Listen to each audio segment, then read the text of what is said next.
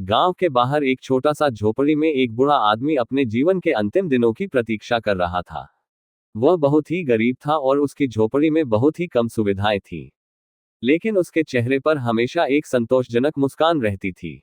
गांव वाले अक्सर उसकी ओर देखकर आश्चर्यचकित होते थे, क्योंकि उसके पास सब कुछ होने के बावजूद वह खुशी से भरा रहता था। एक दिन गांव में एक युवा लड़का उसकी झोपड़ी के पास से गुजरा। उसने देखा कि बूढ़ा आदमी एक छोटे से बगीचे में काम कर रहा था, जो कि बहुत ही सादा और सामान्य था।